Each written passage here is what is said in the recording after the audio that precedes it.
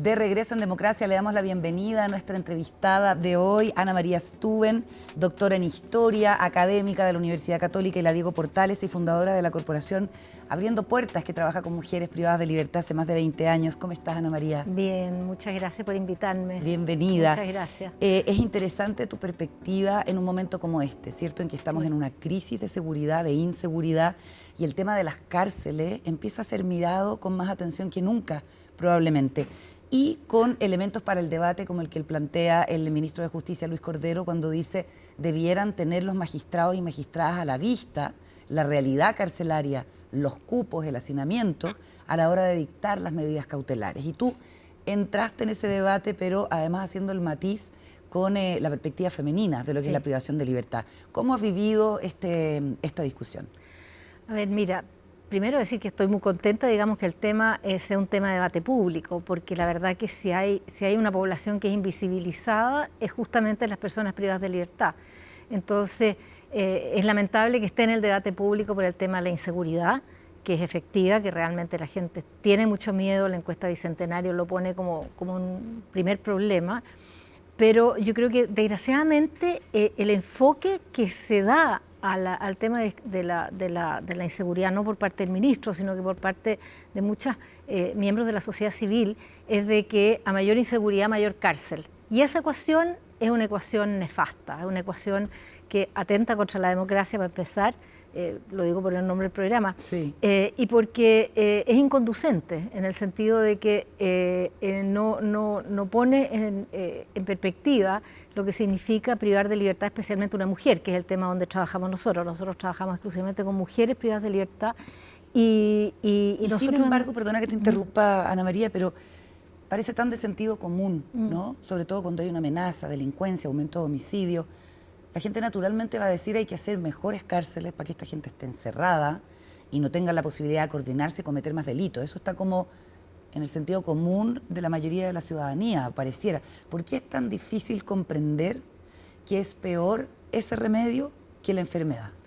Claro, es que ese sentido común que prevalece, como dices tú muy bien, en la ciudadanía, es muy tiene una mirada muy estrecha, porque la mayoría, en el caso de las mujeres y de los hombres, por cierto, pero la mayoría de las personas salen de la cárcel, o sea, están un tiempo determinado, tiempo en el cual están recluidas, que están viviendo una situación de contagio criminógeno, que están, en el caso de las mujeres, por ejemplo, ajenas a sus hijos, que son su principal preocupación, y van a salir en un determinado plazo. Y si no han sido sujetos de una política de reinserción adecuada, esas personas van a salir probablemente a reincidir en el crimen.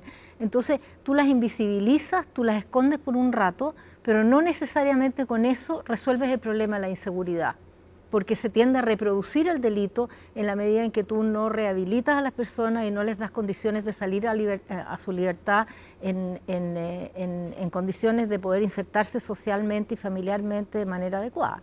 Y el tema de la rehabilitación y la reinserción aparece poco en el debate, ¿cierto? Porque son medidas que se toman a largo plazo, mediano, largo plazo, y que no reditúan políticamente con el discurso de la mano dura, ¿cierto? Eso también es parte con un problema sistémico que tenemos en nuestra sociedad. Tú sabes que la reinserción es un mandato constitucional, o sea, el Estado está obligado a que las personas que están privadas de libertad sean sujetos de capacitación y de preparación para el egreso. ¿Sí?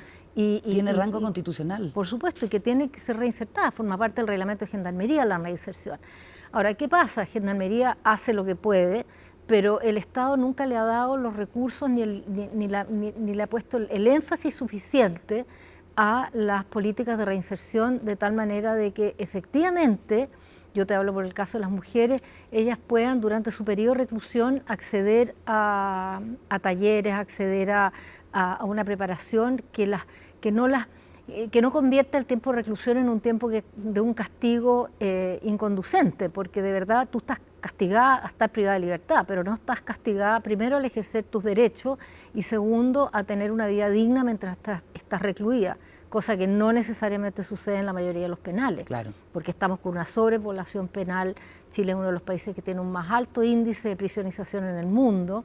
Entonces, ese nivel de hacinamiento y de carencia, digamos, de recursos básicos para la reinserción son lo que están en la base del aumento de la delincuencia, aunque parezca una contradicción. El tema del hacinamiento, el problema del hacinamiento es equivalente en hombres y mujeres en los penales femeninos como San Miguel o el antiguo COF, que no sé cómo se llama ahora. Centro Penitenciario Femenino se llama. El Centro ahora, Penitenciario sí, Femenino. Sí. ¿Es igual o no es tan No, mira, dramático? en el Centro Penitenciario Femenino hoy día el hacinamiento es mucho menor. Ahora, eso no significa que las condiciones sean las mejores. Yo ahora vengo, hoy día justamente saliendo de un taller en la cárcel y me contaban que hay patios que están sin baño, que están sin agua, que a pesar de que se hacen todos los esfuerzos, digamos, entre el presupuesto, las faltas de condiciones, las condiciones no son condiciones donde el derecho a la salud, por ejemplo, que tendrían que tener todas las personas privadas de libertad, sea un derecho que se respete plenamente. Hay personas mayores de edad, hoy día justamente me tocó ver una mujer que tiene alrededor de 80 años con oxígeno dependiente. Bueno, todos esos son desafíos a un Estado democrático respecto de qué hacer con el índice de prisionización tan excesivo, con el índice de prisiones alternativas también tan exagerado. O sea, tú me preguntas por San Miguel. San Miguel hay había hace una par de semanas 800 y tantas mujeres en un espacio donde caben 600. Eso te habla de condiciones que no son las mejores ni de convivencia, ni de salud, que permitan que estas mujeres, porque además muchas de esas mujeres van a salir siendo inocentes, no necesariamente van a ser condenadas, porque muchas de esas mujeres. Preventivas en muchos casos. Claro, el ministro ha hablado bastante sobre ese tema, porque justamente por el tema de la seguridad hay muchos jueces que prefieren dictar prisión preventiva para no equivocarse. Claro. Y eso, bueno, conduce a que personas estén a veces 2, 3 años en prisión preventiva y después salgan inocentes. Y durante todo ese tiempo han perdido sus redes sociales, han perdido sus contactos familiares, el caso de las mujeres. Es una situación muy, muy dramática. El caso de las mujeres es especialmente dramático, ¿no? Por todo lo que genera, que ya vamos. El ministro habla de populismo punitivo, que me parece un concepto súper adecuado para nombrar esta realidad. Sí. Es verdad. Hablemos un poco del perfil de las mujeres que están hoy día entrando a la cárcel. Históricamente las mujeres son condenadas en su gran mayoría por microtráfico, ¿cierto? Sí. Que es visto como una forma también de autosustento familiar. Sí.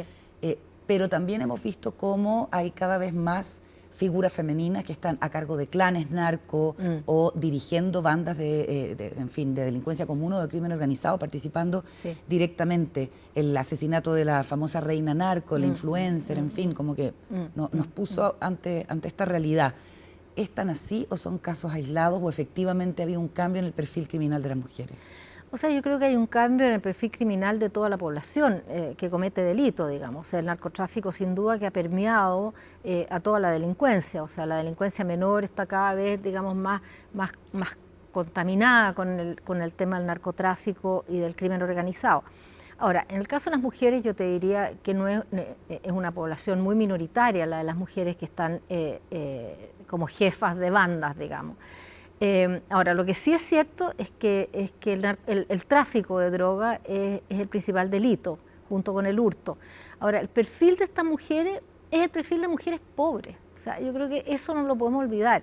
Son mujeres que en un 89% son madres, que alrededor del 70% tienen hijos menores, ¿no?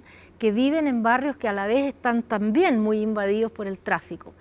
Este es un, entre comillas, trabajo que ellas pueden realizar desde sus casas, porque además ellas provienen, tú me preguntas el perfil, pobres, sin duda, con educación básica, la mayoría, con historias historias de violencia muy grandes en toda su trayectoria vital, o sea, abuso sexual y todo tipo de abuso. Personas con mucha dificultad para asociarse a temas vinculados al trabajo, ¿no? Les cuesta, ¿no? por su entorno familiar, les cuesta porque no pertenecen a una familia donde probablemente el trabajo ha sido un hábito o ha sido inculcado desde muy chica. Hoy día una mujer me decía, mira, una de las cosas que yo estoy tratando de aprender y por eso me quiero meter a la sección laboral de la cárcel, es porque yo no he trabajado nunca. Entonces, claro, es un perfil de personas que están muy susceptibles para ser tomadas por el narcotráfico y que como te digo, el problema de la pobreza y de la exclusión y de la marginalidad es real. O sea, yo me recuerdo durante el estallido, le preguntaba a una mujer, bueno, ¿por qué tu hijo está metido destruyendo el centro de Santiago, destruyendo el metro, que es la movilización que a él le sirve para ir a su trabajo? Que me dice, nada de eso es mío. Nosotros vivimos en los márgenes, nacimos en los márgenes, permanecemos en los márgenes y somos personas excluidas. Y una vez que están en la cárcel, son aún más excluidas, porque están invisibilizadas, sobre todo el caso de la población femenina, que como es un porcentaje mucho menor que la masculina, ¿Cuál es más a o nadie menos le el porcentaje? interesa. Es alrededor del 10-11% 10-11% de la población penal. Claro. Entonces, no las van a ver, o las van a ver muy poco. a muchas no las van a ver, muchas prefieren que no las vayan a ver, porque la prisión en el caso de la mujer, como ella se define fundamentalmente por su rol maternal, en el caso de ella se sienten muy culpables. Claro. Entonces, como se sienten culpables, no quieren que sus hijos las vean en esas condiciones. Entonces, la prisión, 3 años, suponte tú, rompe el vínculo. Rompe el vínculo, los hijos muchas veces les cuesta muchísimo recuperarlo porque terminan en manos de custodios que no son los más adecuados. Entonces, hay todo un problema social que está involucrado en el tema de la prisión femenina. ¿Por qué es deseable que esas mujeres, las mujeres de ese perfil, cumplan sus penas fuera de la cárcel?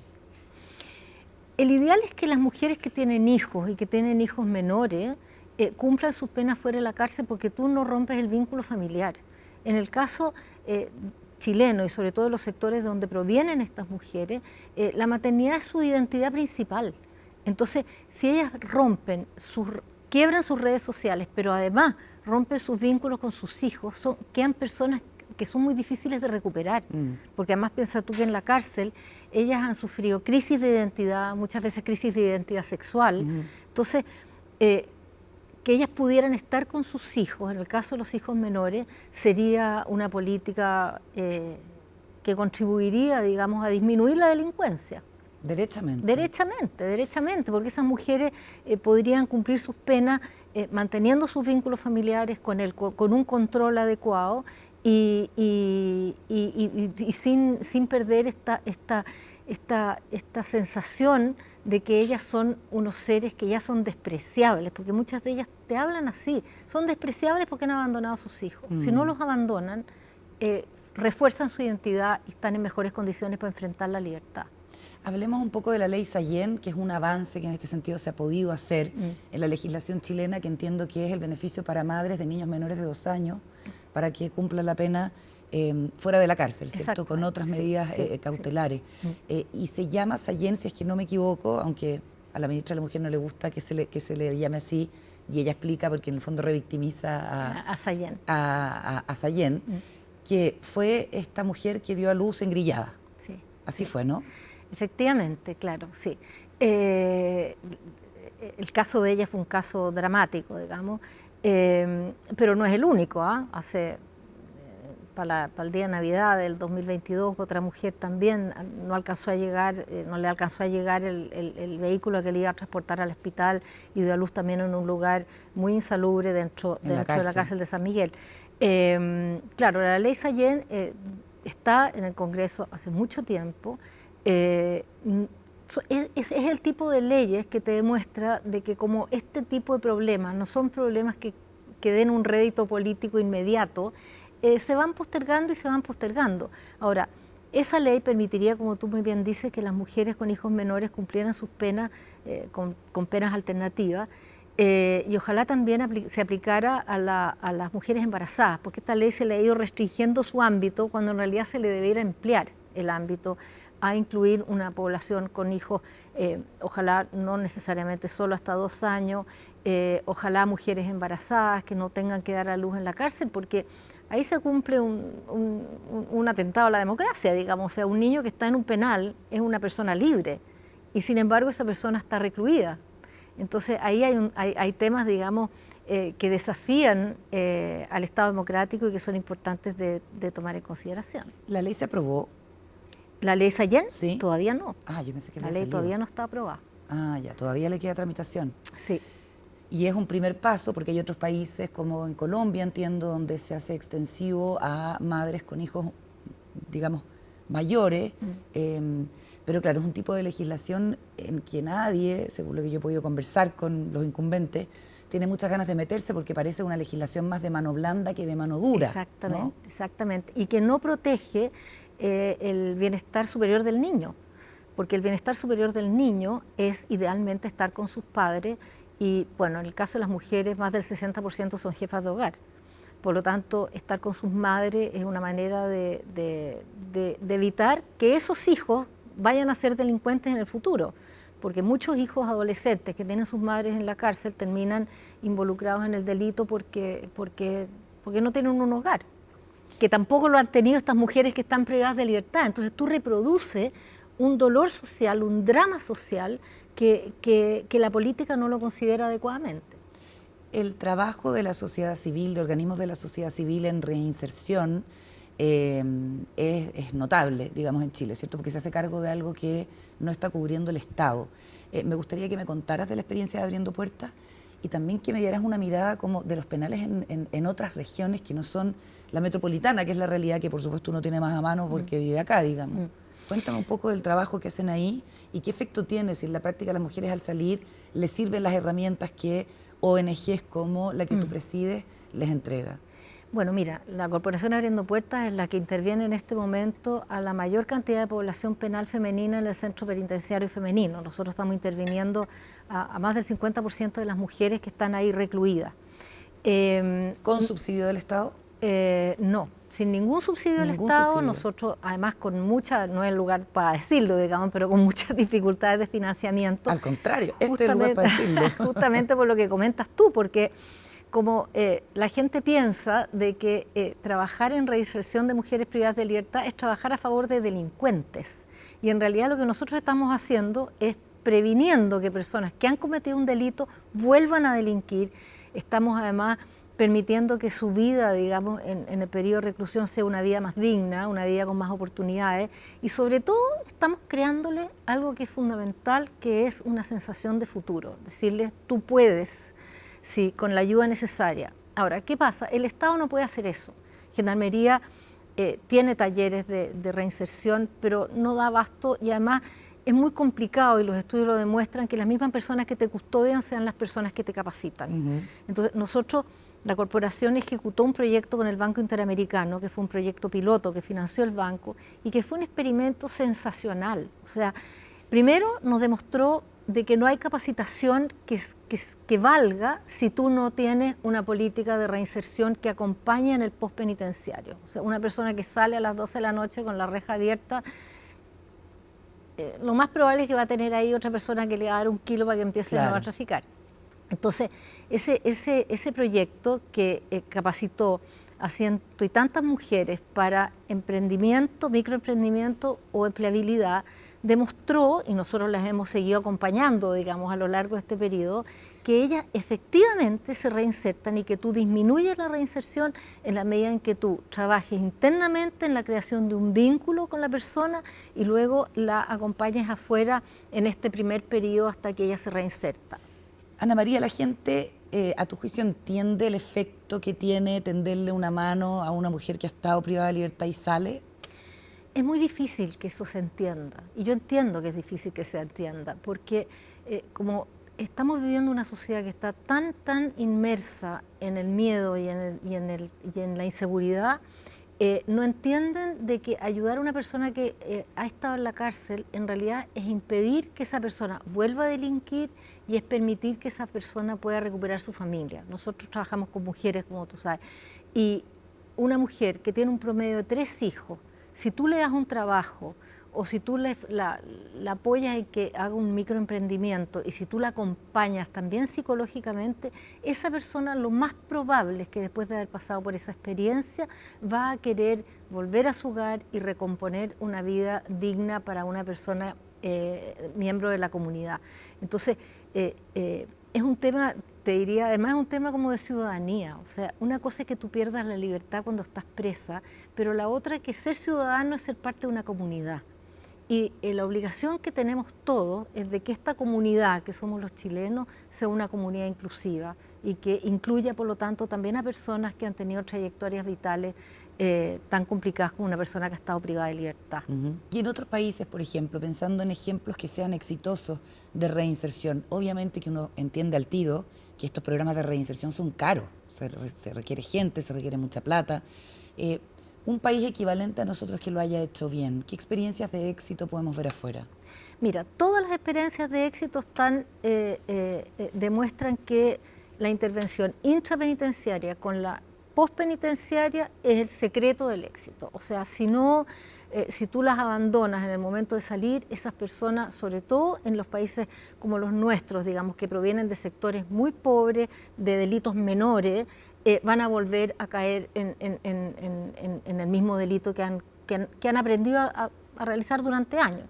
Porque además, claro, a mí muchas personas me dicen, bueno, pero ¿por qué hay muchas personas pobres que son honestas? Es cierto, pero es que estas personas vienen con trayectorias vitales, que son trayectorias muy dramáticas, como te decía, de violencia, etcétera. Entonces, las experiencias exitosas vinculan el intrapenitenciario con el postpenitenciario, vinculan el acompañamiento como una necesidad fundamental, que vaya contra la estigmatización que van a enfrentar en su salida, y por lo tanto este acompañamiento de alguna manera nutre a la persona para darle un poco más de seguridad en sí misma, y oportunidades laborales, eso es fundamental.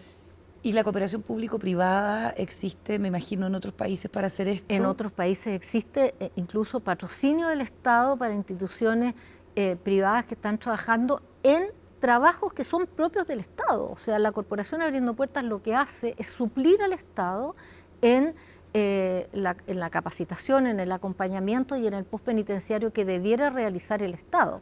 Por lo tanto, lo lógico sería que el Estado, digamos, no solo nos apoyara, sino que nos ayudara a cumplir nuestra misión.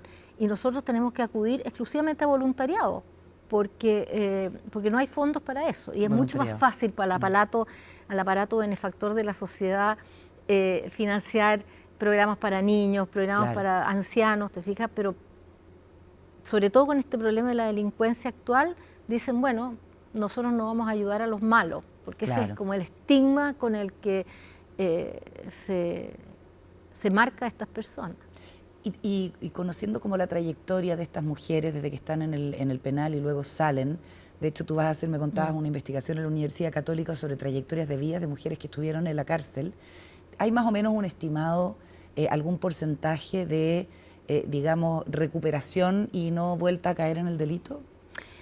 Por supuesto que sí. O sea, las mujeres que nosotros hemos intervenido con el BID y las que estamos acompañando en la cárcel, fuera de la cárcel ahora, nosotros tenemos, el año pasado, insertamos a 39 mujeres, cifra exacta, de personas que están trabajando en este momento y que además han salido de ganar cantidades grandes de dinero por el microtráfico a pasar a trabajar por el sueldo mínimo. Exactamente, por el sueldo mínimo, y lo aceptan. ¿Y cómo lo aceptan y por qué lo aceptan? Lo aceptan porque están siendo acompañadas, lo aceptan porque hay alguien que las está conteniendo afuera, porque ellas salen con historias dramáticas también, o sea, salen con hijos que se han involucrado en el delito, con hijos que están involucrados en la droga, salen teniendo que recuperar a sus hijos que han caído en el ex Sename o en manos de custodios inadecuados, salen pobres, por lo tanto, si tú realmente pones el ojo ahí,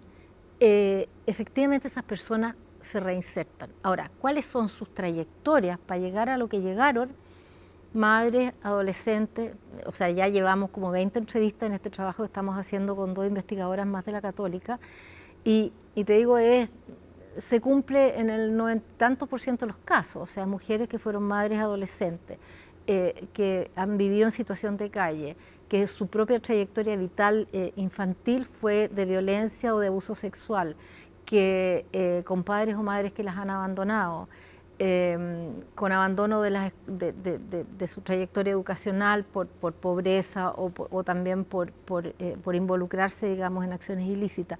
Entonces, esa trayectoria es como un destino trágico que el Estado puede evitar a través de crearles condiciones claro, son situaciones sociales que implican un verdadero cambio en los barrios, que implican cambios en guarderías infantiles, o sea, que hubiera condiciones para que ellas pudieran vivir mejor y por lo tanto no sentirse tentadas al delito. Pero una vez que las encarcelamos, es responsabilidad del Estado y de la sociedad civil no hacerse los lesos sobre un problema que va a recaer sobre las cabezas de todos nosotros claro, de nuevo. es trabajar para la seguridad finalmente, hacerse cargo. Claro. Lo último, ¿hay más mujeres extranjeras cometiendo delitos y encarceladas?